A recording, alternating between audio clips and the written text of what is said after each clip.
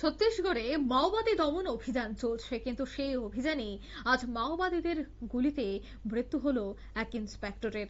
জানা গেছে, মাওবাদীর গুলিতে মৃত হক ফোর্সের ইন্সপেক্টর মৃত আশিস শর্মা মধ্যপ্রদেশের বালাঘাট হক ফোর্সের আধিকারিক ছিলেন।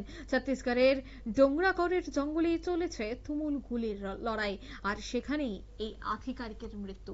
বিস্তারিত সে বিষয়ে জানবো। টেলিফোন লাইনে যুক্ত হয়ে গেছে প্রতিনিধি সৌম্য মুখোপাধ্যায়। সৌম্য, ঠিক কি জানতে পারছো? দেখো, বুধবার সকালবেলা থেকেই ছত্তিশগড়ের রাজেন্দ্রগাঁও জেলার বারতলা তালাব পুলিশ স্টেশনের অন্তর্গত ডোংরাগড় জঙ্গলে তুমুল গুলির লড়াই শুরু হয়েছে মাওবাদীদের সাথে নিরাপত্তা বাহিনীর। আর সেখানেই মাওবাদী যেমন অভিযান করতে গিয়ে হক ফোর্স, যেটা মধ্যপ্রদেশের বালাঘাট এর একটা ডিস্ট্রিক্ট ফোর্স, সেই হক ফোর্সের একজন ইন্সপেক্টর আশিস শর্মা, তার মৃত্যু হয়েছে। এই আশিস শর্মার বাড়ি হচ্ছে মধ্যপ্রদেশের নরসিংহপুর জেলার বোহানি গ্রামে। সেখানকার তিনি বাসিন্দা। তিনি বেশ কিছুদিন ধরেই বালাঘাট হক ফোর্সের হয়ে কাজ করছিলেন এবং বিভিন্ন জায়গায় মাওবাদী দমন অভিযানে সাফল্য পেয়েছিলেন। তার নেতৃত্বেই মূলত ডোংরাগড়ের জঙ্গলে অভিযান চলছিল। সেই সময় মাওবাদীদের তুমুল গুলি লড়াইয়ের মধ্যে পড়ে তার মৃত্যু ঘটে। কিন্তু যেটা জানা যাচ্ছে যে হক ফোর্সের জওয়ানরাও বেশ কয়েকজন মাওবাদীকে হত্যা করে যায়। তাদের দেহগুলো এখনো জঙ্গলের মধ্যে থেকে উদ্ধার করা সম্ভব হয়নি।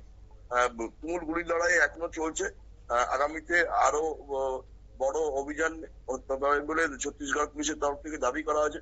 এই বিষয়ে মধ্যপ্রদেশের স্পেশাল ডিজি নকশাল অপারেশনের পঙ্কজ শ্রীবাস্তব তিনি জানান যে মধ্যপ্রদেশ, ছত্তিশগড় এবং মহারাষ্ট্রের বাহিনী মিলে একটা জয়েন্ট নকশাল অপারেশন চালাচ্ছে এবং এর ফলে বিভিন্ন জায়গাতে মাওবাদীদের গ্রেপ্তার করার পাশাপাশি তাদেরকে হত্যাও করা হচ্ছে। এখনো বিস্তারিত রিপোর্ট আসেনি, তবে আশিস শর্মার মৃত্যু হয়েছে বলে পুলিশের তরফ থেকে স্বীকার করা হয়েছে।